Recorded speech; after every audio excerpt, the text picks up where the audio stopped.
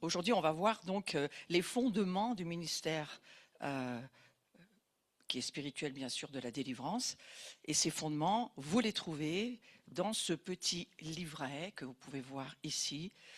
C'est on va dire toute la première partie qui a été prise en note pour que chacun puisse y revenir pour sa propre préparation ou pour équiper, parce que c'est l'idée aussi que nous puissions aider d'autres à être équipés dans leur œuvre, leur ministère ou leur appel, quel que soit l'endroit où ils se trouvent. Donc on va aller surtout j'ai beaucoup parlé ce matin de la croix, parce que quand on s'occupe de sa vie premièrement, mais ensuite des autres, ici c'est une formation pas seulement pour soi, mais pour aider les autres, alors on a un fondement sur lequel il faut se trouver. Et ce fondement, c'est la croix. Donc on va aller de la croix à l'onction. C'est ce dont il est question dans le petit livret sur la première partie. C'est important de faire les liens, de comprendre, pas seulement avec notre cerveau, mais de voir par la révélation du Saint-Esprit ce qui nous est demandé de vivre. Je pourrais même démarrer en disant, j'ai la tête dans mon cours de jeudi passé, là, dernier, et en fait, la loi de l'esprit de vie, c'est ce que nous vivons. La loi de l'esprit de vie, c'est une loi qui est en nous lorsque nous naissons à nouveau, et nous portons cette vie. Maintenant, il faut découvrir quelle est cette vie, et le ministère ou le service, je préfère dire le service de délivrance, fait partie de l'héritage qui nous a été offert par Jésus sur la croix. Ce n'est pas seulement la guérison, on parle beaucoup de guérison. Bien sûr que ces deux services sont interdépendants, la guérison et la délivrance fonctionnent ensemble. On ne peut pas faire l'un sans l'autre, mais vous remarquerez que dans l'Église, on a beaucoup évacué la délivrance pour ne parler que de la guérison, parce que peut-être c'est plus simple à aborder.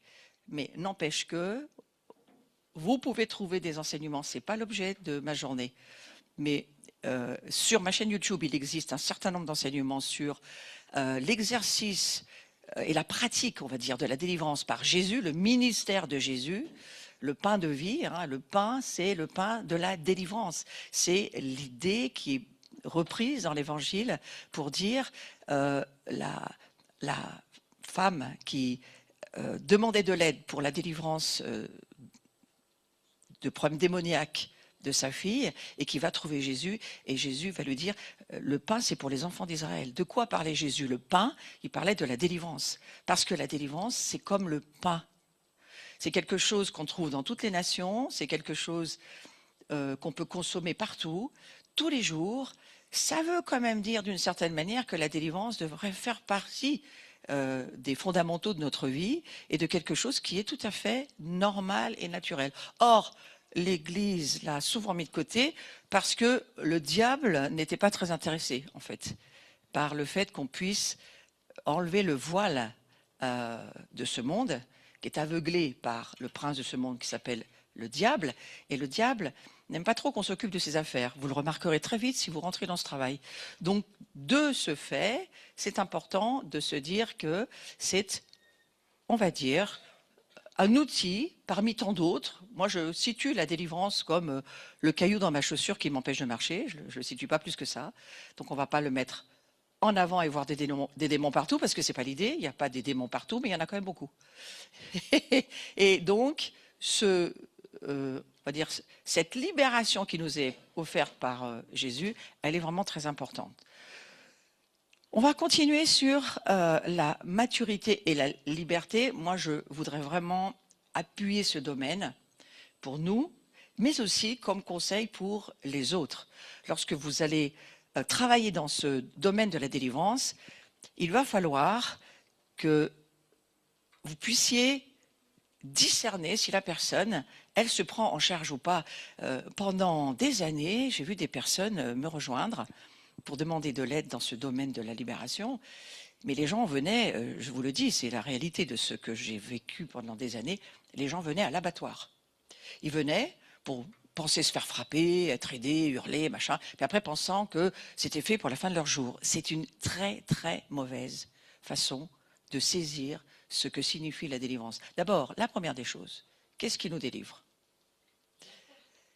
Non, la connaissance de la vérité. La connaissance de la vérité. La foi, c'est un moyen de l'attraper, mais c'est la connaissance de la vérité qui nous affranchit. Vous connaîtrez la vérité et la vérité vous rendra libre. Donc la libération, elle vient par la connaissance. Alors ça ne veut pas dire un grand nombre d'informations, c'est pas ça que ça veut dire. Ça veut dire la révélation que va t'offrir le Saint-Esprit de ce que cela signifie. Donc c'est bien une affaire de révélation qui nous amènera d'ailleurs dans l'onction, parce que c'est l'idée de saisir que je ne vais pas redonner des fondamentaux, mais je vais quand même en renommer certains. C'est pas nous, mais c'est quand même nous. C'est pas nous, c'est Christ en nous. Nous, le vieux moi, la vieille personne que nous étions, est morte à la croix, elle n'existe plus. Donc c'est pas de cette personne-là dont il s'agit, mais c'est quand même nous, parce que dans la nouvelle création, j'ai presque envie de vous dire, c'est un des outils merveilleux que Dieu nous offre dans la nouvelle création. C'est une capacité de nous délivrer de nos propres démons et puis d'aider les autres à faire de même. Donc c'est ministère, allez, on va le dire, de gloire. Et oui, c'est un ministère de miracle. Le service de la délivrance, c'est miraculeux. C'est par le doigt de Dieu que nous chassons les démons. C'est pas par ni notre capacité, ni notre savoir cérébral, mais c'est parce que nous en avons la révélation. Donc, il faut avoir des réponses claires aux personnes avec lesquelles on prie. Et j'insiste sur cette maturité parce que c'est la responsabilité. C'est ton travail, c'est ta relation avec Christ, c'est la lecture de la parole, c'est la discipline. Et je suis toujours pasteur d'une assemblée, mais pendant des années, j'ai aidé et été aidé de nombreux groupes, de nombreuses personnes. Ça fait plus de 40 ans que je fais on va dire ce travail d'aider dans la délivrance. Et je peux vous dire que énormément de gens pensent que c'est juste une prière qui va être une prière du miracle. Voilà, les démons vont partir et après je vais revivre ma vie comme avant. Alors ça ne fonctionne pas du tout comme ça. C'est pour ça que je parle de maturité. La délivrance, c'est sérieux. C'est tellement sérieux que la Bible va dire, si tu laisses ta maison vide, on en reparlera sûrement, mais 7 fois pire seras-tu si tu ne la remplis pas. Donc bien sûr qu'elle a été rejetée, la délivrance dans l'Église, parce que ça ne fonctionne pas. Non, c'est parce que tu ne remplis pas les conditions que ça ne fonctionne pas. C'est pas parce que ça ne fonctionne pas. Les démons sont chassés par Dieu, l'Esprit de Dieu, c'est certain. Mais ce n'est pas qu'une histoire de chasser les démons. Ce n'est pas le fait de chasser des démons qui nous délivre, c'est le fait de recevoir la révélation, la connaissance, la révélation de la vérité. Et la vérité, c'est elle qui nous rend libres. Donc cette vérité, c'est une personne qui va se révéler et nous avons besoin de grandir dans la révélation. Est-ce que Dieu va confier à un bébé, c'était d'ailleurs le sujet de mon cours de jeudi, vous voyez comme quoi tout est relié, est-ce que Dieu va confier son héritage, on va dire ses outils, somme toute, qui demandent de la maturité à un bébé? Non, le bébé népios que nous sommes lorsque nous sommes nés à nouveau doit grandir, il doit apprendre à grandir. Et c'est seulement à partir d'une certaine maturité que le Seigneur va peut-être nous confier de faire ce service. Donc je ne dirais pas que ce service s'adresse qu'aux gens mûrs, mais je dirais qu'il devrait s'adresser aux gens mûrs. Parce que parler à des petits-enfants de choses de cet ordre-là, ça risque d'être quand même un petit peu compliqué. Ceci dit, par la foi, tout le monde peut chasser des démons. Ensuite, il y a quand même besoin d'un accompagnement pour les personnes et besoin d'avoir des réponses claires. La liberté, c'est aussi ta responsabilité. Dans le choix de te faire aider pour la délivrance, dans le choix de proposer à des personnes qui ont besoin, on pourrait t'aider dans ce domaine-là. Mais il faut amener un certain nombre de conditions. Lire la parole de Dieu, être sérieux avec sa relation avec Jésus, on va beaucoup en reparler, mais ça fait partie de notre propre maison a besoin de remplir ces conditions et on doit aussi amener ces conditions à ceux qui ont besoin de l'entendre. Je vais vous lire Colossiens chapitre 1, versets 28-29, je vous le lis. C'est ce Christ que nous annonçons, nous donnons à chacun des conseils et un enseignement avec toute la sagesse possible pour que tous deviennent adultes dans le Christ. C'est pourquoi je travaille et je lutte avec la force du Christ qui agit en moi avec puissance. Il a une préoccupation, Paul. Est-ce qu'ils vont grandir? Est-ce que les croyants vont mûrir? Est-ce qu'ils vont pouvoir arriver à manger de la nourriture solide et pas que du lait spirituel?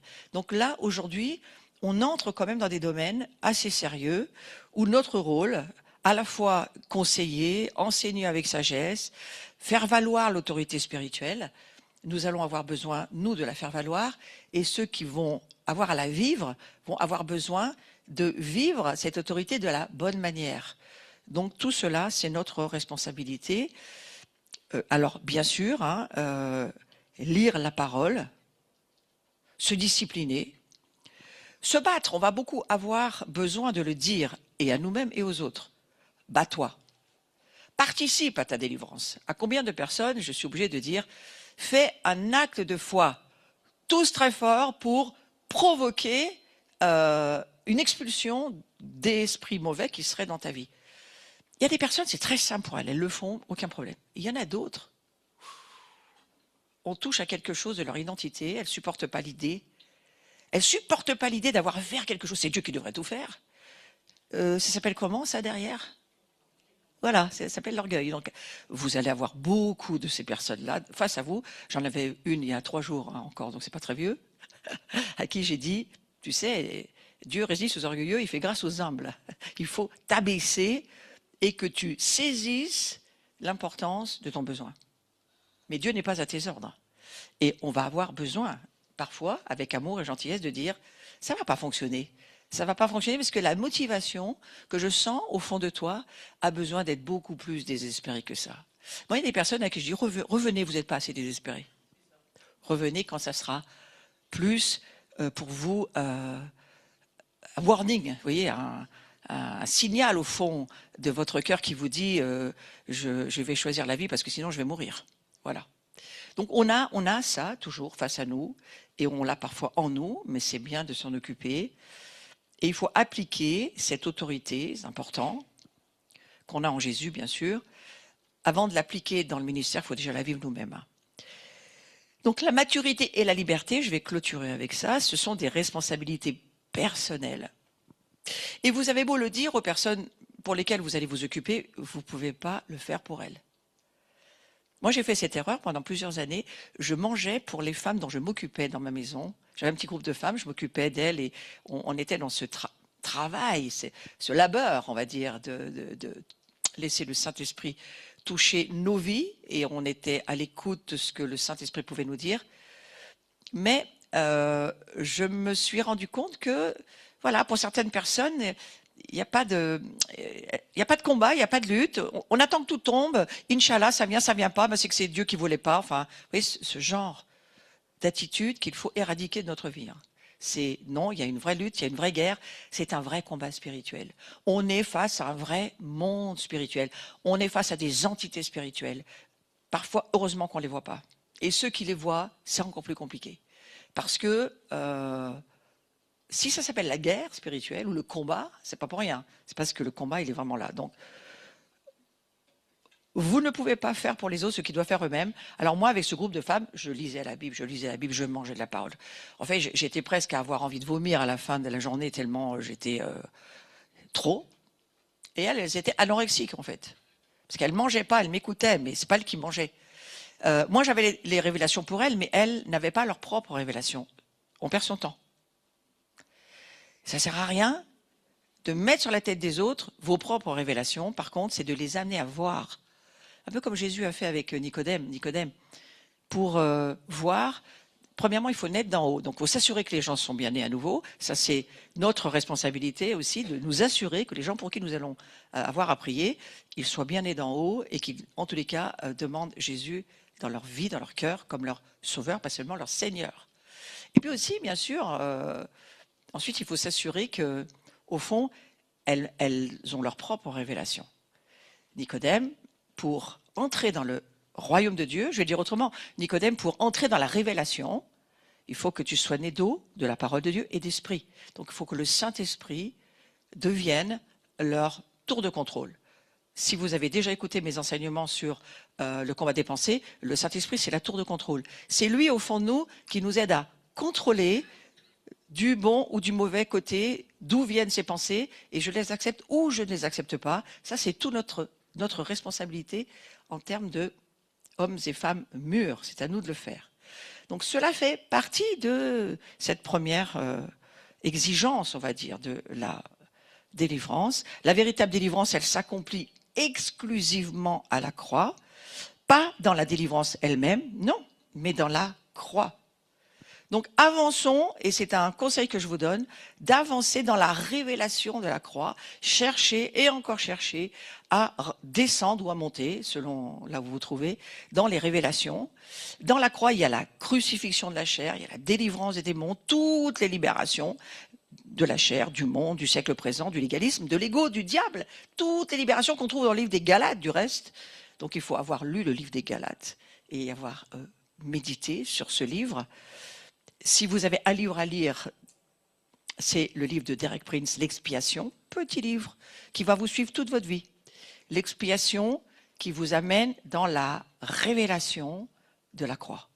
Cette croix qui est notre porte d'entrée, notre fondement, la seule porte, il n'y en a pas d'autre, hein, mais qui va vous propulser sur un chemin de révélation, de présence de Dieu, de gloire, de maturité, bien sûr.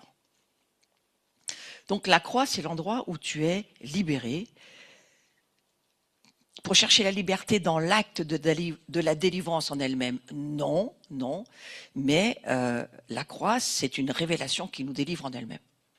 Donc il faut vraiment donner cette réponse juste, vraie, aux personnes dont on s'occupe. Quel que soit le temps qu'on passe avec quelqu'un, à un moment donné, il faut les ramener à la croix. Elles vont avoir à se repentir. Nous ou les personnes dont on s'occupe, hein, je parle toujours à deux niveaux aujourd'hui. Hein. C'est ou pour nous ou pour les personnes dont on va avoir à s'occuper, on les ramènera toujours à la croix. Elles n'ont parfois pas besoin d'entendre nos propres révélations, même si on en a, elles sont très claires pour nous. Elles ne seront peut-être pas claires pour la personne dont on s'occupe, et c'est peut-être pas du tout ça qu'il faut leur dire. Mais il faut peut-être leur dire, attention, on va revenir à la croix, le fondement. Et ce fondement, c'est là où tout commence, c'est là où on change notre vie, c'est là où tout s'efface, tout commence, tout recommence. La nouvelle création, elle démarre à la croix. La croix, c'est vraiment le centre. Donc c'est pour cela que je prends ce temps pour en parler. Une seule et même expiation accomplit absolument tout. C'est un énorme mystère pour lequel il faut réfléchir et laisser le Saint-Esprit nous donner des révélations sur ce domaine. C'est le lieu unique. Il n'y a pas d'autre lieu où la chair se crucifie. C'est uniquement à cet endroit-là. C'est à cet endroit-là que tu dis non aux œuvres de la chair. Tu dis non à ta propre chair. Donc il faut encore être très clair sur c'est quoi la chair, c'est quoi l'esprit, c'est quoi, comment ça fonctionne. J'ai appris à devenir très simple dans mes explications et accessible au plus grand nombre en faisant justement de l'aide dans la délivrance. Et à un moment donné, on est obligé de simplifier les choses et de leur expliquer à ces personnes-là, tu vois, il y a deux royaumes, un de la lumière, un des ténèbres, tu vois, il y a la croix au milieu. Tu passes pas par cette porte, tu peux pas passer du royaume des ténèbres au royaume de la lumière. Il faut arriver à expliquer la chair, c'est quoi? La chair, c'est la vie, V-I-E, c'est ta personnalité, la volonté, les pensées, l'intelligence et les émotions, volonté, intelligence, émotion. Et ce domaine de ta personnalité-là, il n'est pas régénéré. Parce que vous avez des personnes, certaines doctrines de leurs églises leur disent, toujours encore aujourd'hui, hein, mais quand on a Jésus, on a tout reçu, donc on est libre, totalement libre. Ben, ça se saurait si c'était vrai. Ça s'entendrait même dans l'église. Hein. Non, mais c'est une doctrine qui circule dans l'Église. C'est pour ça qu'il faut la connaître, cette doctrine, et se dire, elle n'est pas biblique, et on doit expliquer pourquoi. Pourquoi. Et nous sommes là pour expliquer aux personnes dont nous nous occupons, prendre ce temps pour leur dire, ton esprit est régénéré à ta nouvelle naissance, amen. Jésus, par la puissance du Saint-Esprit, rentre dans ton esprit, et tu deviens un esprit vivant. Mais ton âme, pas du tout, et ton corps non plus. La régénération ne se fait pas au niveau de l'âme ni du corps. Elle se fait progressivement. C'est pour ça qu'on parle de maturité. Il faut de la maturité parce que notre vie, ou la vie de la personne dont on s'occupe, elle va avoir à vivre une progression, un processus, on appelle ça, de maturité. Là, le processus de maturité prend du temps, on va le simplifier par un seul mot, la sanctification. C'est le but de la sanctification, c'est de progresser dans la maturité pour devenir un homme ou une femme parfaite. Ça veut dire en hébreu mûr. D'accord? Donc ça, c'est la progression de la maturité. La liberté, elle est instantanée. Du moment où tu as une révélation et que si c'est un problème de démonologie bien sûr, hein, au moment où tu chasseras cet esprit, par exemple, prenons un exemple, de peur ou de rejet sur un domaine, le domaine où le démon va être défait et où il va fuir hors de ta vie, va être un moment de liberté instantanée. Maintenant, il va falloir garder ta délivrance en continuant de progresser dans la maturité et dans tout ce que je viens de vous expliquer au début. Donc voilà, vous devez aussi être capable de l'expliquer aux gens dont vous vous occupez et de leur dire parfois, tu sais, c'est un chemin. On n'a pas fini aujourd'hui. On ne peut pas vivre sa délivrance en un jour, en 2 heures. Mais on avance sur les pas de libération que le Seigneur nous accorde et en avançant, on progresse. Et la seule chose importante, c'est que tu progresses. Et quand vous donnez ce conseil-là à une personne ou même à vous-même, c'est encourageant. Plutôt que de dire ah mais j'ai pas encore ma victoire, j'ai pas encore. Ben non, t'as pas encore ta victoire, mais tu l'as plus que tu l'avais hier. Donc c'est une manière d'aborder les choses pour. Alors il faut savoir que dans ce ministère de la délivrance, quand le diable peut plus t'arrêter parce que tu es engagé, que tu vas le faire, il te pousse et il t'opprime. Ça fait partie du monde des démons. Ils veulent nous opprimer. Et surtout, quand on va se mettre à vouloir aider dans ce travail-là, ils vont nous opprimer, nous oppresser, parfois même nous amener dans des domaines de doute. Hein. Il y a tout un combat intérieur qu'il faut faire. Il faut traverser ces domaines-là. Donc, c'est un domaine dans lequel on grandit très vite. Parce qu'on est très vite confronté à un tas de choses pour lesquelles il faut trouver des réponses et il faut aider les gens. Ne reculez jamais, avancez. C'est mon conseil.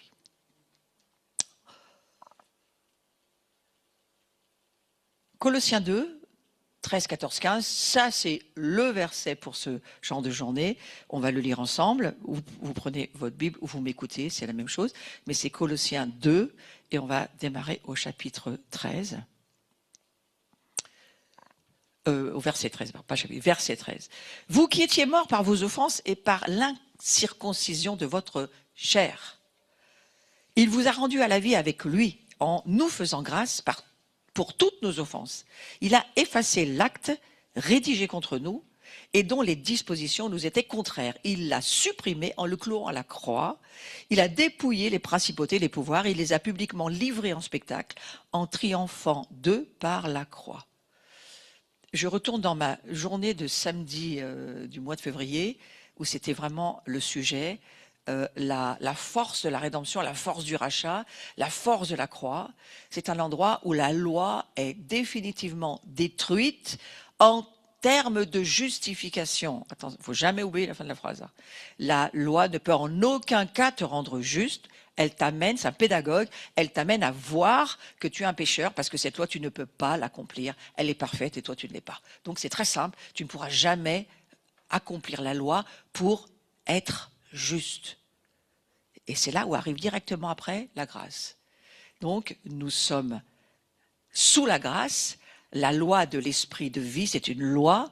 C'est une loi. La croix, c'est un endroit où la loi se dresse pour nous.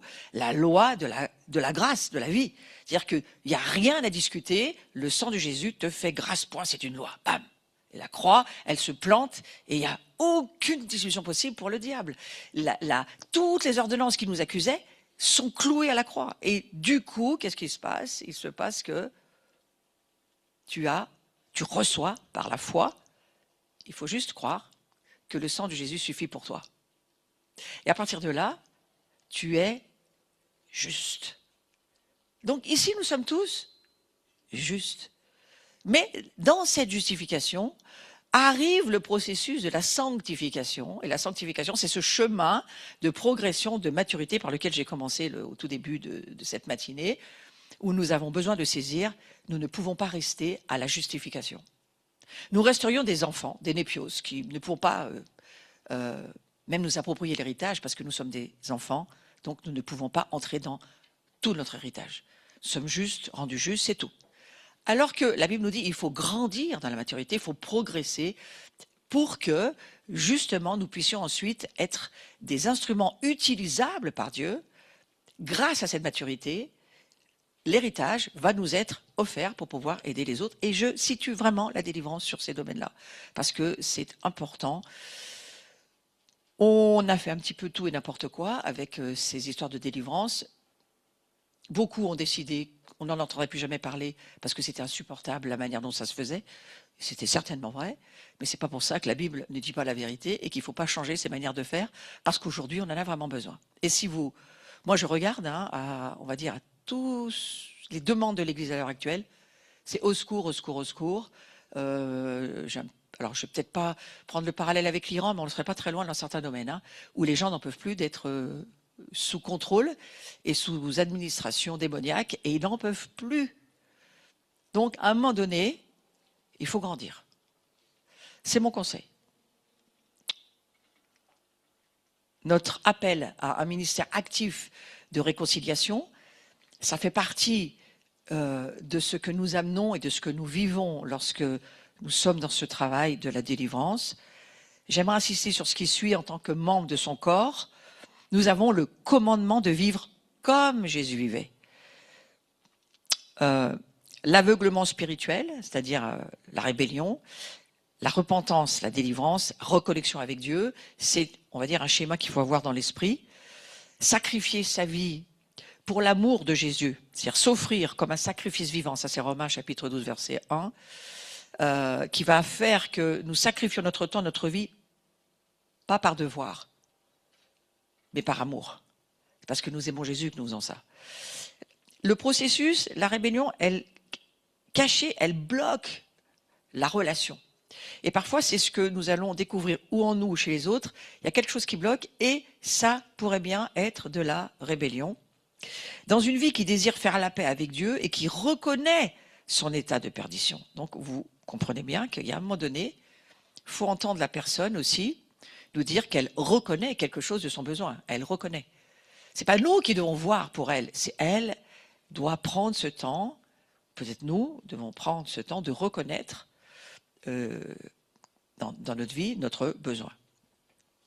La plupart des gens, moi qui m'ai entouré en tous les cas, moi compris, nous avions des esprits de rébellion dont on ne connaissait ni même ne soupçonnions, je parle pour moi aussi, l'existence. C'est lorsque j'ai commencé à étudier les enseignements du docteur de la parole, Derek Prince, que j'ai compris dans ces enseignements que nous étions tous des rebelles, puisque nous étions tous des pécheurs. Et que la séparation d'avec Dieu, ça s'appelle la rébellion.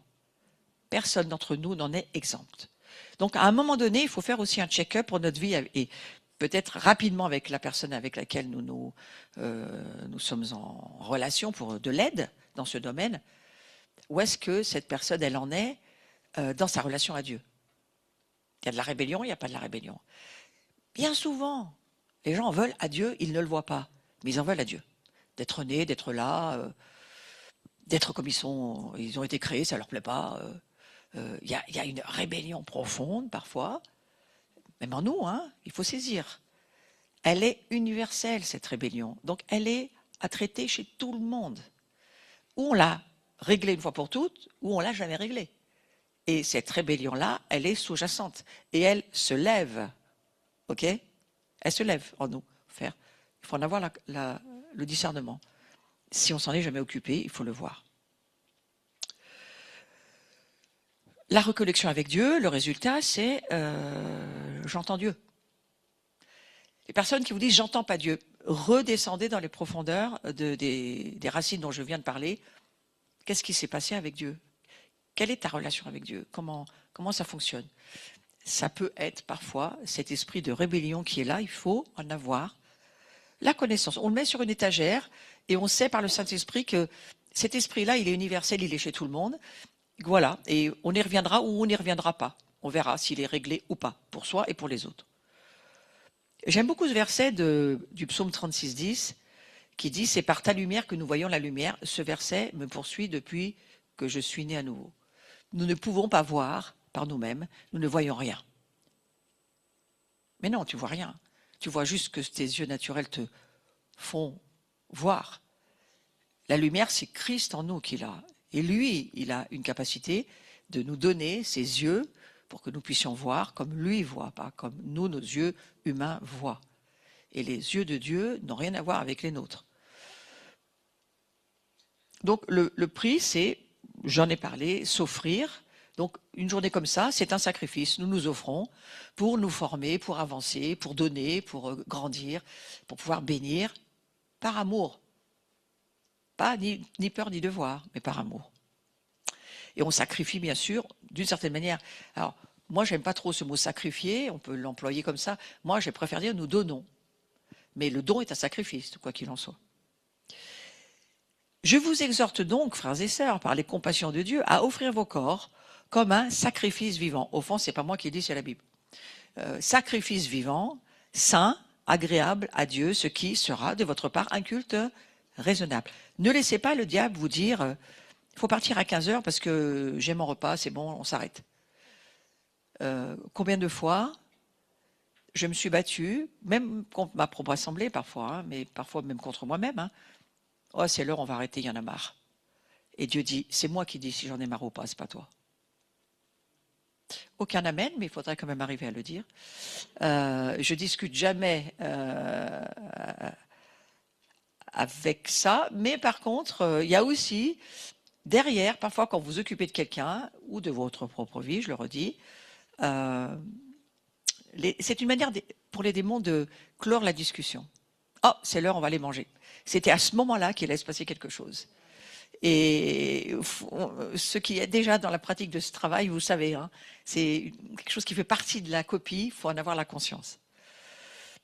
Avoir un cœur pour la restauration, c'est extrêmement important.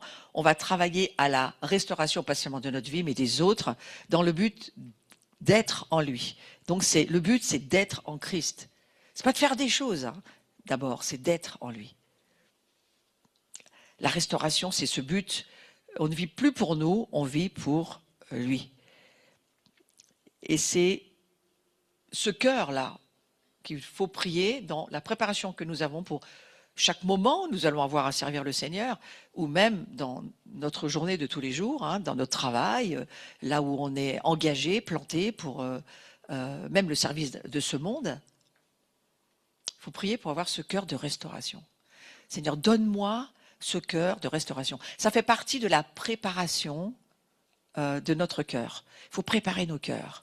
Quand on va s'occuper d'une personne, il faut préparer nos cœurs. On ne peut pas y aller comme ça, avec tout ce qu'on a emmené dans notre journée ou dans notre semaine, parce qu'on va le remettre sur la vie des autres. Là, je parle pour ceux qui servent les autres dans le travail de la délivrance. Donc, si ce n'est pas votre amour qui vous unit à quelqu'un, il ne faut pas prier.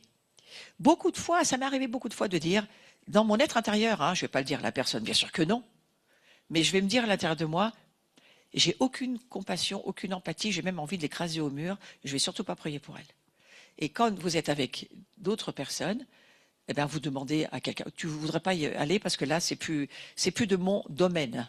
Trouvez une manière de le dire, qui soit gentille, c'est plus de mon domaine. Ne dites pas ce que vous pensez, heureusement, vous n'avez pas la transparence de vos pensées, ils ne peuvent pas lire ce que vous pensez, les autres, heureusement. Bien souvent, c'est un travail où il vaut mieux être deux ou à plusieurs, parce qu'à un moment donné, les démons nous prennent les nerfs aussi. Hein. Donc, il faut oser le dire, c'est pas simple, c'est pas un travail simple, et vous n'êtes pas au-dessus de ce qui se passe. Hein. Vous êtes juste dans votre humanité, là où en est votre patience et le fruit de l'esprit, et parfois il n'est pas si développé qu'on croirait, et très vite on sent la moutarde qui monte et on se dit il faut que je le donne à quelqu'un d'autre celui-là, ou cette personne-là. Ouais. Et c'est de l'amour selon moi de travailler comme ça. Donc moi je parle pour ceux qui travaillent en équipe, c'est une magnifique possibilité qui nous est donnée d'avoir, et on sera testé par le Seigneur, hein. On sera testé sur plein de domaines. Parce qu'il nous teste aussi à la maturité, le Seigneur. Et reconnaître, ben là, je peux pas, puis là, je sais pas, puis là, franchement, puis là, j'en ai même rien à faire. Là, il faut s'en aller, là. Il faut s'en aller, il faut donner un relais. Et c'est bien comme ça. Ça marque l'humilité de notre vie. Ça fait partie de la copie. Quand vous allez prier sur des gens, faire du ministère sur quelqu'un, aimez-les. C'est vraiment quelque chose. Hein. Aimez-les. Et si, je redis, il n'y a pas cet amour, ne priez pas. Ne priez pas. Dites simplement, voilà, on se revoit, ou un autre jour, ou ça s'arrête là. Bénissez voilà, la personne, mais n'allez pas plus loin. Il faut ce cœur de restauration et d'union avec le Seigneur pour avancer vraiment. L'amour spirituel exige une préparation et des limites claires. Parfois, on ne le dit pas assez. J'essaye, moi, parfois de rappeler sur les groupes, hein, quand on se parle juste avant cette semaine. Moi, je me prépare parce que je prépare l'enseignement, je me prépare en même temps. Mais quand on est dans le monde, et c'est normal, on travaille, on est enseignant, on est soignant, on est peu importe, hein, notre vie nous prend, et c'est bien normal. Et il faut se dire, attention, il faut que je prépare mon cœur. Prier, jeûner en amont, c'est bien si on peut le faire. En tous les cas, ça permet d'une certaine manière de préparer le vase que nous sommes. Comprendre et écouter, mais comprendre attentivement, comprendre sans juger, ça demande un travail. Hein. Ça vient pas tout seul, hein, ça demande une maîtrise de soi. Et la maîtrise de soi, c'est quand même le dernier escalier dans le caractère. Hein. Donc ça demande une gymnastique spirituelle, on va dire. Et les gens blessés peuvent attaquer, lancer des paroles dures. Moi, c'est dans ce travail-là que je me suis pris les plus grosses offenses. Et il faut apprendre à... C'est pas qu'on n'entend pas, c'est que ça ne doit plus nous faire d'effet. C'est là où on tend l'autre joue. On dit, voilà, cette personne, elle exprime quelque chose. Parfois, c'est elle, parfois, c'est le démon au travers d'elle. Je me souviens quand j'ai dû prier pour une amie, je ne vais pas donner son nom parce qu'elle est de la région, mais qui avait les 2 rats morts et qui était vraiment l'arrière-grand-mère sorcière qui tue à distance. C'est compliqué. Elle avait en elle des puissances extrêmement dangereuses. Et moi, j'étais là à essayer de l'aider. C'était vraiment le tout début on va dire, de mon engagement dans ce domaine qui n'était pas à maturité, on va dire, mais j'apprenais. Et elle me regarde et me fait, de toute façon, tu n'as aucune compétence. Et en plus, à l'intérieur de moi, je me suis dit, Pétard, ce démon, il a raison en plus. C'est un démon qui me parle, mais il a raison. Il le sait. Et à l'intérieur de moi, je me suis dit, tu me diras plus ça dans 3 mois. Mais j'ai surtout rien dit là. Et j'ai dit, bon, on va continuer à prier. Il faut faire la différence entre le démon qui vous parle et la personne qui vous parle. Et pas toujours facile. Hein. Pas toujours facile. Mais cette personne, elle était vraiment en difficulté de santé, elle avait plus de cheveux, elle était comme une fin de cancer. Hein. C'était un lupus érythémateux disséminé, une personne qui n'avait plus de vie physique, qui était en lambeaux et qui vous dit, tu n'as aucune compétence, tu fais, ouais, tu sais que c'est pas elle qui parle déjà, parce que déjà, physiquement, elle voulait de l'aide. Et il y avait un grand décalage entre cette parole et le physique. Donc ça m'a aidé aussi à comprendre que c'était pas elle. Hein. Mais tu l'entends quand même. Hein. Et tu te dis, ouais. Et c'est après cette parole que le Saint-Esprit, le jeûne de 3 jours sec que j'ai fait, c'était pour cette personne-là. Et il a fallu jeûner 3 jours, sans eau, sans manger. Jeûne d'Esther, le vrai. Je l'ai fait une fois, je suis pas sûre que je vais le refaire. Je dis franchement. Mais c'était le prix à payer pour qu'on puisse avoir un résultat. 3 ans après, cette fille, elle a retrouvé l'usage de ses 2 reins qui étaient morts vivants. On a dû lui enlever sa poche péritonéale, qu'on ne le fait jamais. Donc, il y a eu un très gros résultat. Moi, c'était mon bras de fer avec Dieu aussi. Parce que je disais à Dieu, tu dis que tu guéris, tu dis que tu fais des miracles, mais j'en vois jamais. Et c'est comme si Dieu me dit, on va en faire un ensemble. Ça coûte très cher. Donc, mettez pas Dieu au défi, ça sert à rien. Mais par contre, aimez les gens, ayez envie de voir leur restauration, allez le plus loin que vous pouvez. Puis quand vous pouvez plus, vous pouvez plus. Voilà, donnez le relais. Ça, c'est ça que j'ai envie de nous dire. On n'est pas dans une compétition des Jeux Olympiques. Hein. C'est voilà, on fait ce qu'on peut, et quand on peut plus, on ne peut plus. Il faut accepter. Il faut connaître ses limites. Ne projetez pas votre fatigue ou votre culpabilité sur la personne. Si l'ennemi vous coince, faites une pause. C'est vraiment, mais je vous le redis, hein, c'est important. Parce que le diable, il te pousse. Quand il sait que tu ne vas pas t'arrêter, et il veut te pousser au-delà de tes limites, et toi, il faut que tu arrives à dire non, ça c'est ma limite, ça s'arrête là. Vous savez qui c'est qui est mort pour l'humanité? C'est Jésus, c'est pas vous. Vous n'avez pas besoin de mourir pour l'humanité, Jésus l'a déjà fait. Donc il faut dire au diable, bah tu sais, moi, c'est pas moi qui suis morte pour l'humanité, c'est Jésus. Maintenant, moi, j'aide là où je peux, puis quand je peux plus, je peux plus. Mais il faut l'entendre au moins une fois ça dans sa vie, parce que ça va limiter justement ces domaines de nos cœurs. Et il faut mettre nos cœurs dans le cœur de Jésus.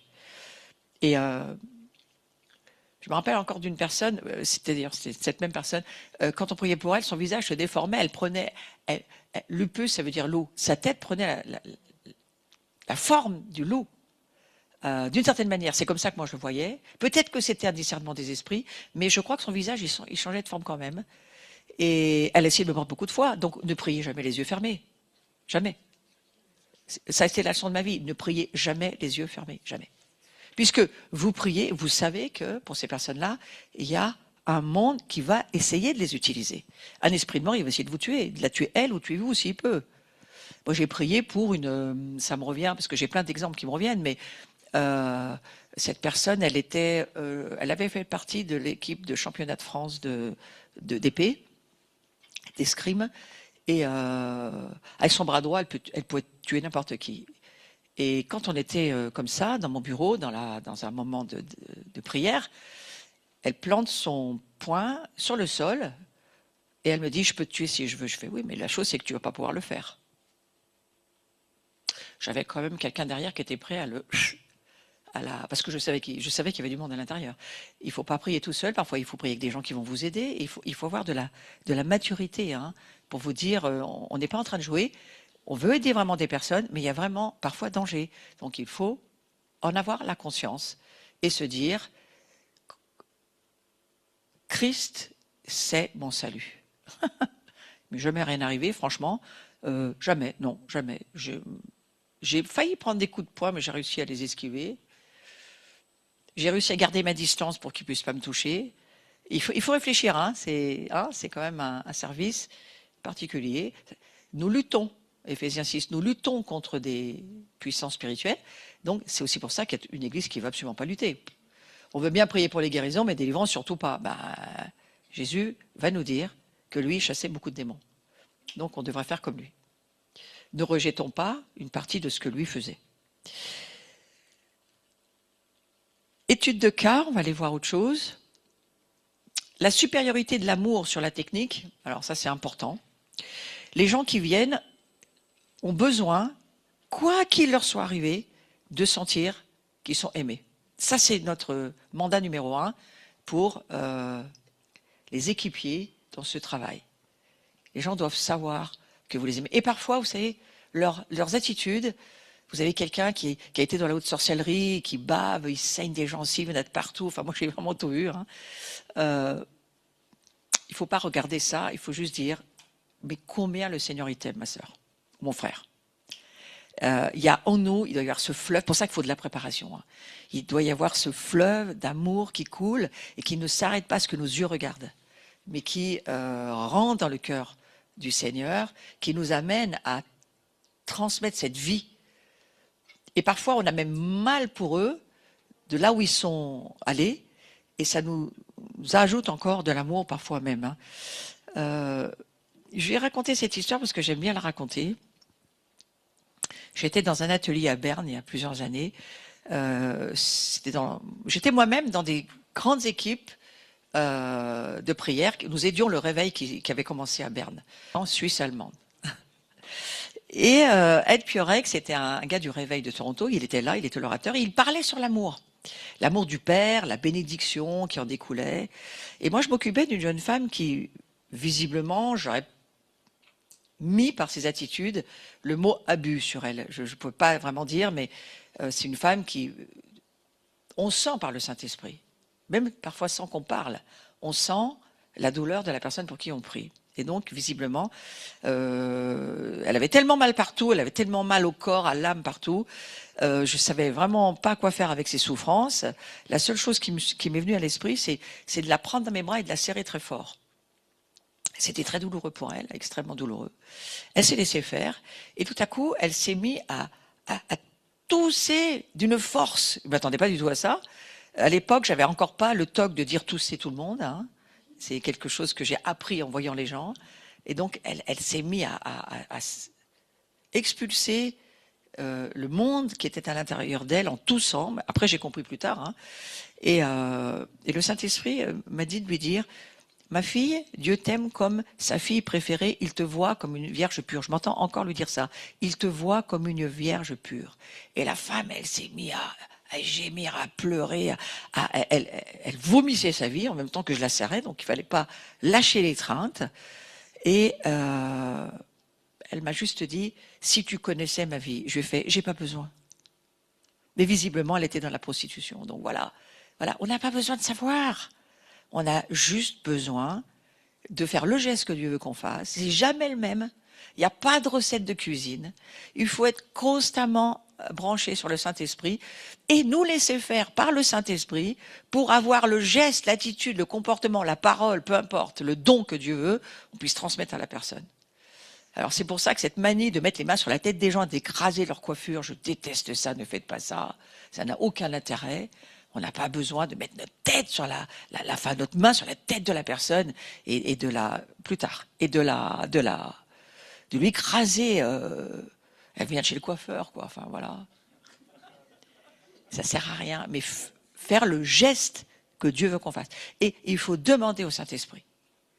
Et parfois, on arrive à un stade, moi j'en suis à un stade aujourd'hui, j'ai plus de temps de demander, mais je vois mon corps faire ce que Jésus veut faire.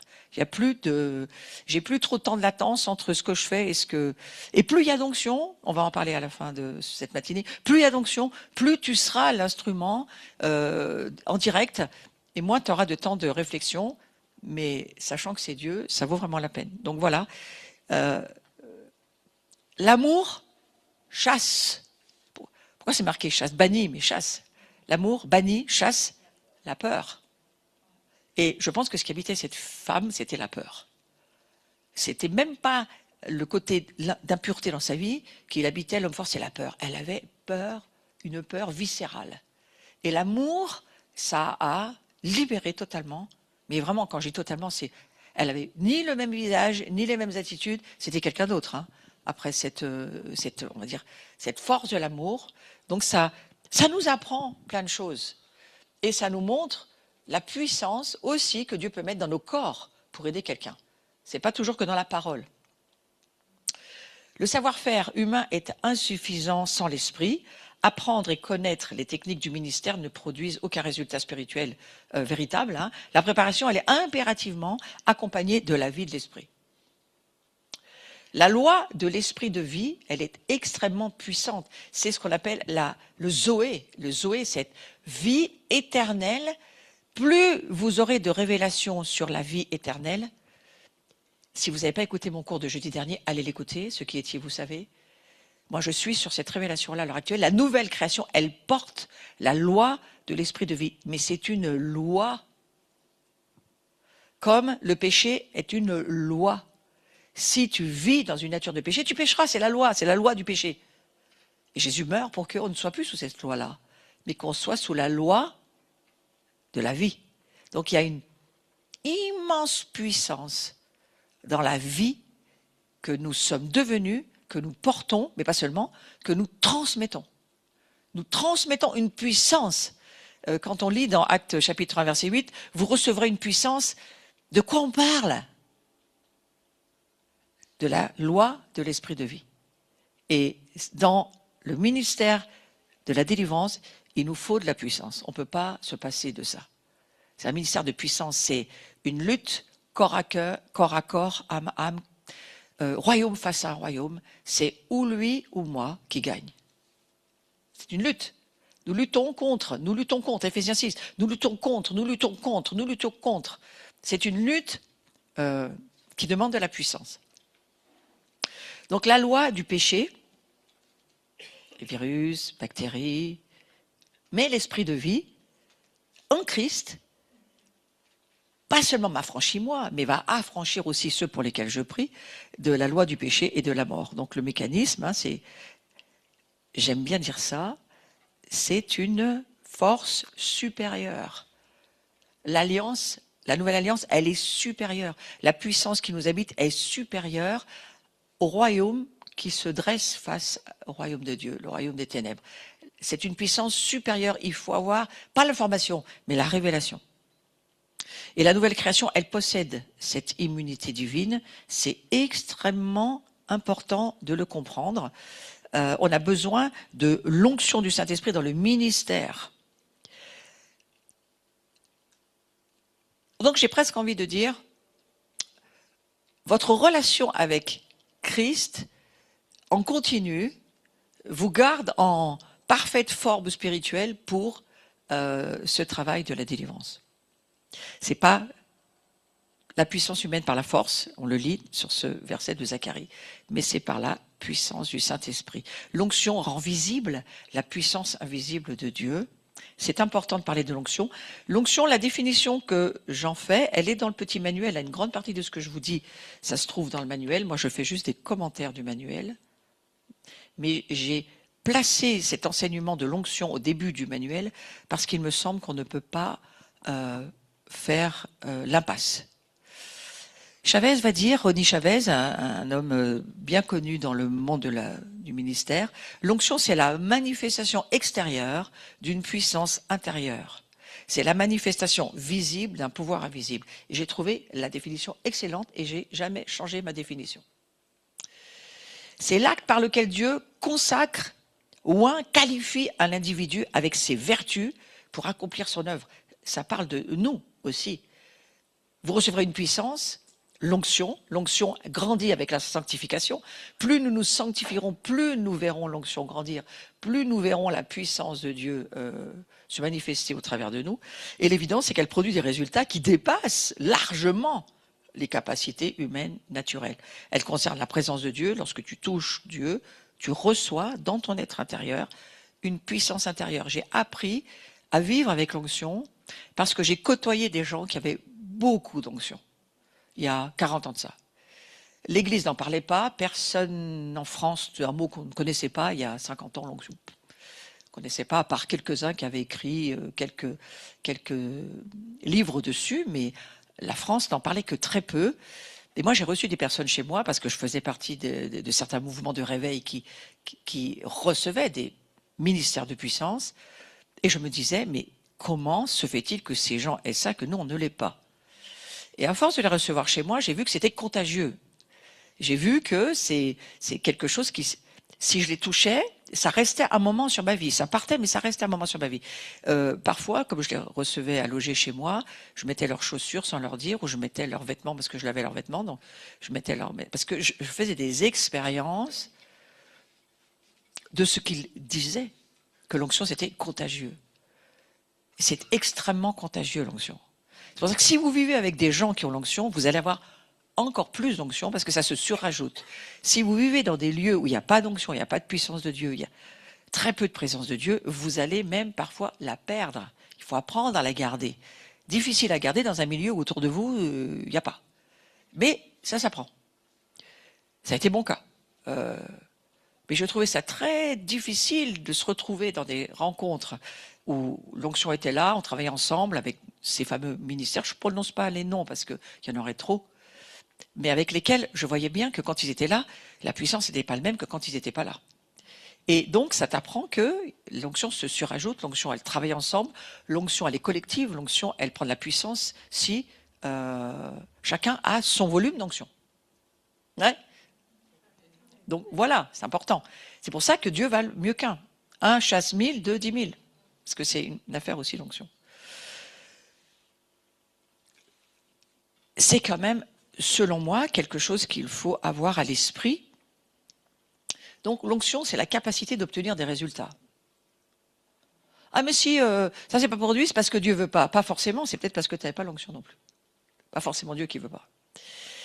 On a rencontré il y a quelques années un homme qui s'appelait Guillermo Maldonado. Je l'ai pris en exemple de vie parce qu'aujourd'hui, Guillermo Maldonado est toujours en vie. Il a des méga churches à Miami. Il y a du fruit, on ne peut pas dire qu'on n'en voit pas. C'est une culture, c'est une manière de vivre l'évangile.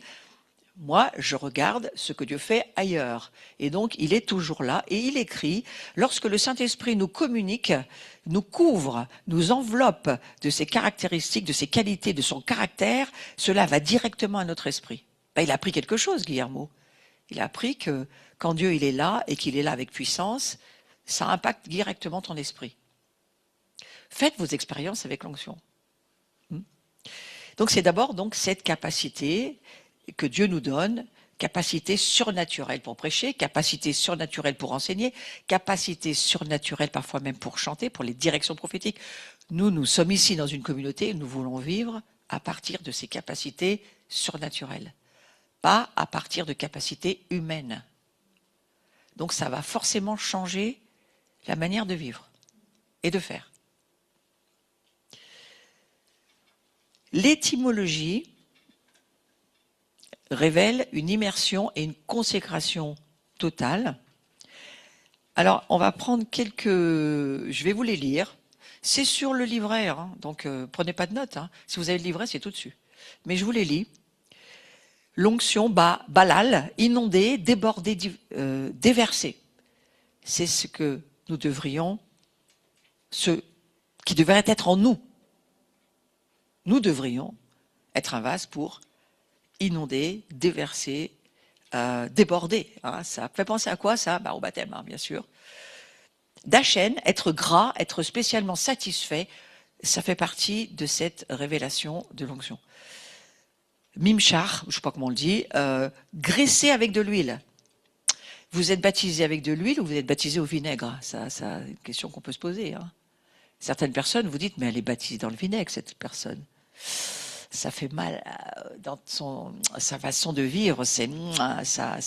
Ou alors c'est bon, c'est onctueux, parce que c'est de cela dont il est question. Dieu se rend visible, il se manifeste d'une certaine manière. Dans le ministère de la délivrance, ça doit transparaître, hein, selon moi. Mâchage, consacrer, graisser avec de l'huile, couvrir d'huile, oindre, c'est aussi ça que ça veut dire. Shemen, une sorte d'huile liquide, souvent du parfum. Au figuré, ça veut dire la richesse, la prospérité aussi. Mais en grec, on trouve d'autres significations. Aleipho, qui veut dire oindre de parfum. Donc nous allons, lorsque nous déversons notre onction sur quelqu'un, nous oignons aussi cette personne de parfum. Il faut en avoir la révélation. En cryo, enduire d'huile, frotter à l'intérieur et ensuite couvrir. Vous voyez, le travail du Saint-Esprit, c'est d'aller faire ces choses. C'est d'aller à la fois à l'extérieur, à la fois à l'intérieur. Il fait son travail, le Saint-Esprit, alors que nous laissons faire par lui pour que la personne entre dans ce que le Seigneur veut qu'elle vive. Je parle toujours de la délivrance aussi. Hein. Épicrio, ça veut dire frictionner avec de l'huile, enduire. Donc vous voyez, quand on travaille avec l'onction, on va aussi travailler en laissant le Saint-Esprit faire tout ce que lui veut faire au travers d'une prière, d'un geste ou peut-être simplement d'une parole. Murizo, appliquer un onguent, un parfum, ça va jusqu'à oindre le corps pour la sépulture, ce que Jésus a vécu avec Marie. Et puis cryo qui veut dire consacré au service.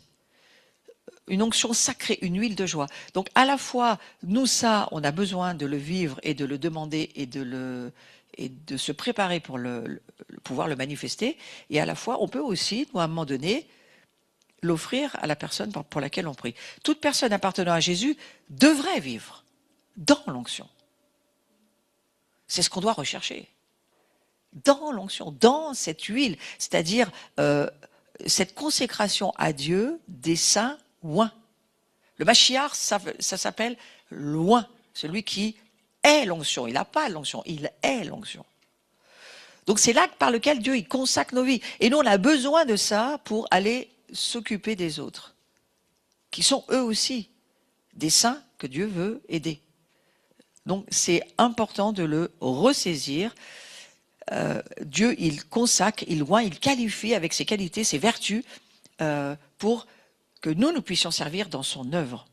Et tu me donnes la force du buffle, je suis arrosé avec une huile fraîche. Psaume 92, 11. L'Esprit du Seigneur te saisira, tu prophétiseras avec eux, tu seras changé en un autre homme. Dans 1 Samuel 10, 6. Donc, pourquoi je vais là-dessus? Parce que l'onction, elle produit des fruits de protection et de grâce. On a besoin de ça. Pouvoir pardonner, ça demande de l'onction. L'onction vous donne le pouvoir de pardonner. Si vous recevez des choses difficiles à entendre, et on va en recevoir des choses difficiles à entendre, et de plus en plus, ça n'aura aucun effet sur nous. Dans le ministère, depuis de nombreuses années, moi j'ai tellement entendu de choses. Et j'ai été étonnée de voir que avec le temps, la pratique du pardon, c'est un style de vie. Ça ne me demande pas d'effort, mais ça me demande, moi, de rester continuellement dans l'onction. Mon travail, c'est de rester dans l'onction, c'est pas de faire l'effort de pardonner. Plus je reste dans l'onction, moins je fais d'efforts. Le pardon, il fonctionne directement. C'est la respiration de la personne qui a l'onction. Il faut se revêtir de l'armure spirituelle. C'est pas trop mon sujet là, mais il faut quand même en parler. N'y allez pas tout nu, sans préparation, parce que vous allez avoir des problèmes. Ça vous protège des traits enflammés du malin. Donc, lorsque dans ce service-là, on a un engagement d'équipier, ou même ensuite on rentre vraiment dans un appel où Dieu va nous demander d'aller même le redonner à d'autres et puis d'entraîner d'autres à le faire, on ne peut pas le faire sans l'onction. L'onction, c'est le signe que la compassion de Dieu va coûter, mais pas seulement couler. Parce que l'onction, elle a toujours un prix. Ça coûte, mais ça coule. Et le prix que tu vas payer, c'est parce que tu vas voir combien cette onction va avoir de puissance sur pas seulement ta vie, mais la vie des autres. Donc c'est le signe, en fait, de la présence de Dieu, l'onction. L'onction est à la fois en nous et est à la fois sur nous. En nous, c'est la source, sur nous, c'est les fleuves. Bon, je vais un peu vite, mais je ne vais pas passer trop de temps dessus. L'onction interne agit comme une source pour le caractère. Vous avez reçu, pour vous, vous avez reçu. C'est au passé composé. L'onction de la part de celui qui est saint, et vous avez tous de la connaissance. Vous avez tous de la connaissance, parce que vous avez tous reçu l'onction. Moi, jusqu'à ce que le Saint-Esprit me le révèle, je ne le savais pas. J'ai été chrétienne pendant des années, je n'avais aucune idée de ce qu'était l'onction, on m'en avait jamais parlé. Jusqu'à ce qu'un jour, voilà, la révélation vienne. C'est comme pour Israël. Hein. En Israël, on n'a pas la révélation, puis tout à coup, hop, on a la révélation et on a un univers qui s'ouvre. La promesse, Jésus lui répondit, « Quiconque boit de cette eau aura encore soif. » Vous vous souvenez, c'est avec la Samaritaine. « Mais celui qui boira de l'eau que je lui donnerai n'aura jamais soif. Et l'eau que je lui donnerai deviendra en lui une source d'eau qui jaillira jusque dans la vie éternelle. » Réfléchissez à ça. Une source d'eau qui va jaillir jusque dans la vie, Zoé, la vie éternelle. Cette source-là, elle devient ensuite ce fameux fleuve dont il est question dans l'Apocalypse 22, qui va, tout ce que ce fleuve va toucher, va guérir, ressusciter, être libéré. C'est la vie éternelle, la vie Zoé de Dieu. Donc l'objectif de cette source, moi je la situe comme étant notre nouvelle naissance. Et dans le travail dans lequel nous allons, il faut avoir cette certitude. La nouvelle naissance, l'onction interne en nous, c'est ma nouvelle naissance. Je suis cette source d'eau, c'est ma nouvelle naissance. C'est ce que la Bible dit que je suis. Tu veux prier sur quelqu'un, il faut savoir qui tu es. Tu es cette source d'eau, cette onction qui t'enseigne, cette onction qui te guide, qui développe le caractère, l'onction qui représente le caractère complet de Dieu, qui te qualifie pour le service, pour porter du fruit. Et on ne peut pas développer le caractère de Christ si ce n'est par cette onction en nous. Cette onction, elle vient par ta relation avec Jésus. Ta relation fait que tu as l'onction. Et l'onction produit du fruit. Ce n'est pas toi qui produis du fruit. C'est la relation que tu as avec Christ qui produit du fruit. Il ne faut pas se battre pour produire, il faut se battre pour la relation. Et c'est ce que Satan combat. Il combat ta relation. Donc ça, c'est l'onction en nous, d'accord, je vais un peu vite, mais bon, j'avance un peu, mais je voulais vraiment redonner ces fondements avant de passer à autre chose cet après-midi. L'onction externe, elle coule comme un fleuve, ça c'est pour le service. Ça c'est l'onction sur nous, des fleuves d'eau vive couleront de son sein. Cette onction qui vient sur nous, dont il est question dans Actes 1:8, pour accomplir un appel spécifique. Et ce dont nous parlons, c'est un appel spécifique. Elle qualifie, elle consacre cette onction. Elle permet de mener à bien l'appel de Dieu pour notre vie. Elle fournit d'immenses quantités d'eau et c'est de cela dont il faut être certain. Nous allons dans un service, on y va par la foi. On n'a aucune idée de ce qui va se passer. Mais on a ces certitudes, qu'on a l'onction en nous et qu'on a l'onction sur nous et que le travail, on va le faire dans cette révélation des capacités surnaturelles de Dieu. C'est le seul moyen pour remplir le mandat de Dieu. Il n'y en a pas d'autre. Acte 19, versets 11 et 12, avec Paul, qui faisait des miracles extraordinaires. Il imposait les mains, mais aussi le fait que le simple contact avec lui guérissait les gens. Vous vous souvenez de cette histoire? L'onction sur le corps de Paul, sur les mains qui touchaient les linges, les mouchoirs, guérissait les gens, chassait les démons. Même son ombre, extraordinaire quand même, guérissait les malades. L'onction, c'est ce que cela produit. Des manifestations surnaturelles, impossibles aux hommes, possibles pour Dieu. Dieu peut servir de ton ombre, c'est quand même extraordinaire d'y penser. La capacité d'obtenir des grands résultats. Et l'onction a été donnée intérieurement pour être en mesure de vivre en vainqueur ta vie de tous les jours. Donc tu ne peux pas dire que tu l'as pas, elle est chez toi. L'onction interne, ta nouvelle naissance, elle est en toi. Donc tu l'as. Tu l'as, après il faut l'entretenir, il faut la vivre. Et demandons pour l'onction sur nous, qui est, elle est donnée pour le service. La délivrance, elle dépend beaucoup de l'onction qui est sur nous. On la reçoit quand nous sommes remplis du Saint-Esprit. Donc reprenez les fondamentaux, comment être remplis du Saint-Esprit. Bon, on ne va pas revenir sur le bas de la vie chrétienne, d'accord? Le ministère efficace, il repose sur un équilibre de 3 piliers, la croix, l'amour, l'onction. Et on doit avoir ça dans notre esprit quand on est dans ce travail. La croix, parce que c'est le fondement de la vérité, le seul lieu véritable de la délivrance. La délivrance, elle se fait à la croix, il n'y a pas d'autre lieu. Développez votre révélation sur la croix, développez, lisez des livres sur ce sujet. Derek Prince, c'est les meilleurs livres que j'ai jamais lus sur la croix. Je crois que tous ces livres sur la croix, je les ai lus. La croix incontournable, l'expiation sont, à mon avis, les 2 meilleurs. Ce sont des livres qui ne peuvent pas vieillir puisque ce sont des livres de loi. C'est un docteur de la loi. Hein, donc les révélations qu'il a, elles sont déjà éternelles. L'amour, le canal relationnel, prérequis absolu sur lequel il n'y a pas de puissance. Ce qui donne de la puissance à ce travail, c'est la quantité d'amour. La quantité d'amour. La quantité d'amour. Donc, il faut surveiller sa bouche, surveiller la sanctification, vivre des journées de délivrance nous-mêmes. Plus nous nous sanctifions, plus il y a d'onction, plus il y a de puissance. Certains chrétiens disent « Oh ben moi c'est bon, je connais tous les sujets, c'est bon, j'ai plus besoin d'être enseigné, je sais tout. » C'est dangereux, hein? C'est dangereux. On ne peut voir qu'à la saison dans laquelle on est, mais la saison prochaine, on va voir bien autre chose. Et puis la puissance, l'onction, l'équipement surnaturel, interne, externe, qui rend le miracle possible. Voilà, ça c'était quelque chose pour lequel je voulais reposer les bases. Adoration, onction, puissance, l'ennemi attaque l'adoration parce qu'elle est la source, elle est la force de ta relation avec Dieu, c'est ta force en fait. Et c'est cela que Satan va attaquer dans ta vie.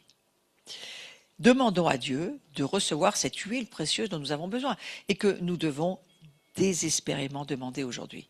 Les personnes pour lesquelles nous prions, nous devons toujours terminer ces temps en demandant, surtout quand c'est du 1 à 1, vous fermez les portes que vous avez ouvertes en priant sur différents domaines des besoins de la personne, sur le monde démoniaque, puisque là on est uniquement sur ce sujet de la délivrance, on va pas trop sur la guérison, mais c'est forcément interdépendant. Mais il faut fermer ces portes qui ont été ouvertes, selon moi c'est très important. Derek Prince, c'est le seul à le dire, mais je trouve intéressant, moi je le pratique dès que je peux. Prenez le repas du Seigneur, le pain et le vin, le corps et le sang du Christ pour sceller ces portes qui ont été fermées. Vous les scellez par le sang de Jésus. Alors vous pouvez le prier, mais vous pouvez aussi le vivre comme un acte prophétique.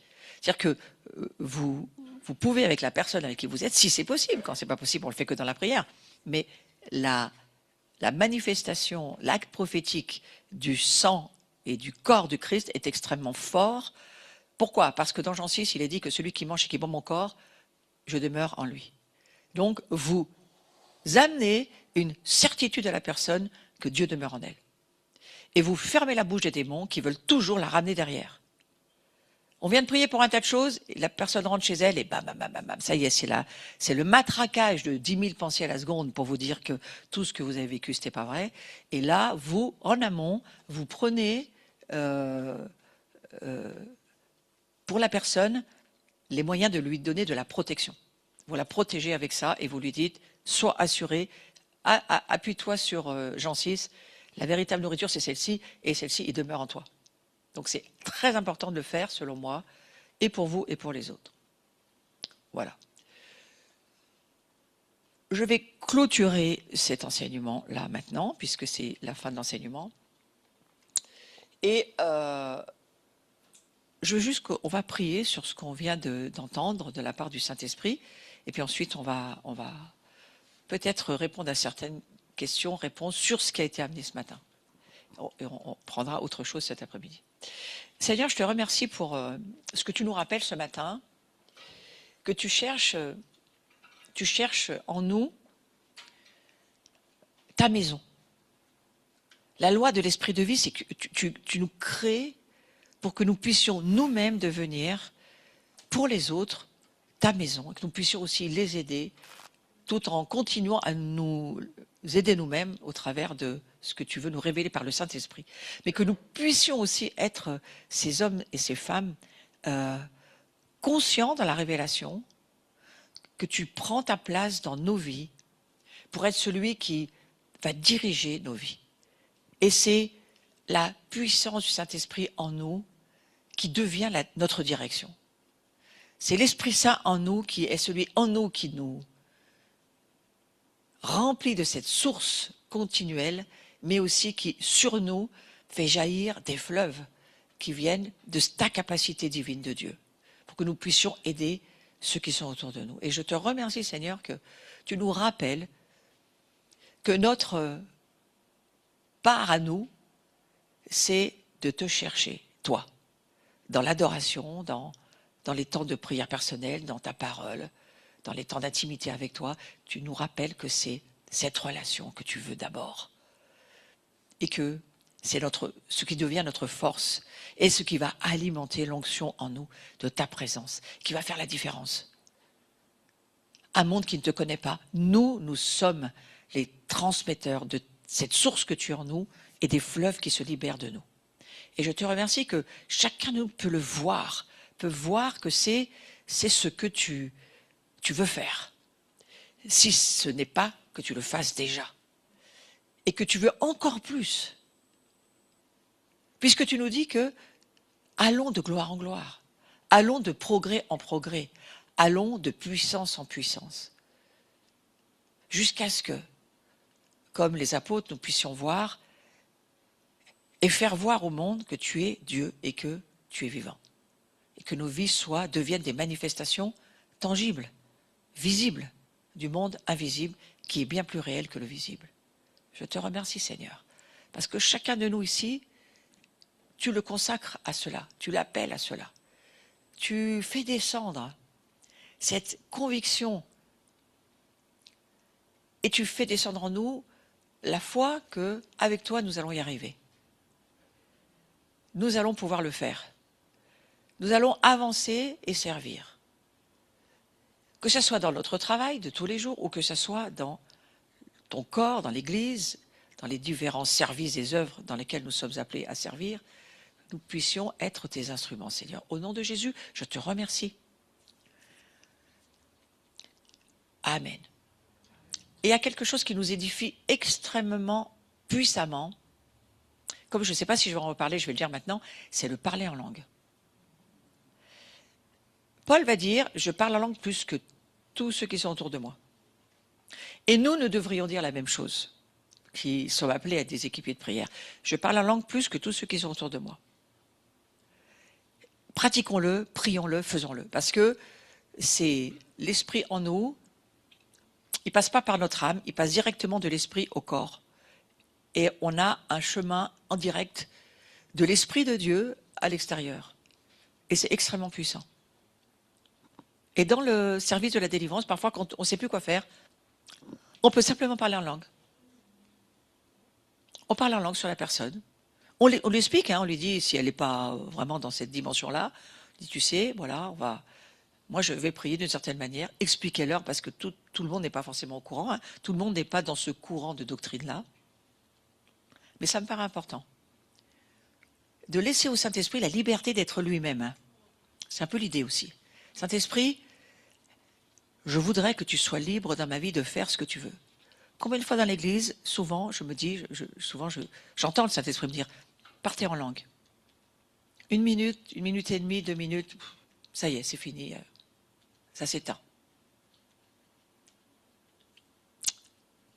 Et moi, je prie qu'on puisse tenir 20 minutes, une demi-heure. Ouais. Vous pensez que Dieu, il a envie de prier qu'une minute au travers de vos corps? Sauf que c'est pas facile, hein. Et il faut s'entraîner. Il faut s'entraîner, c'est pour ça, je vous dis, c'est pas une évidence. Mais il faut qu'on se dise, c'est important. C'est important qu'on y arrive. Moi, j'ai été mis au défi il n'y a pas très longtemps en Suisse par un jeune couple là, qui était là et qui nous ont mis au défi 20 minutes. Je peux vous dire que passer les 10 minutes, même ton visage, hein, il est fatigué. Et c'est un vrai combat. Hein. Mais faisons-le, Seigneur. On veut y arriver. Et on va te demander de nous aider. Et peut-être de nous rappeler, Saint-Esprit, dans notre journée, quand on a un moment où on fait rien, où c'est possible, hein, et bien de parler en langue, tout simplement, même si parfois on n'a pas besoin de notre cerveau, hein, on fait des choses, notre cerveau peut faire autre chose.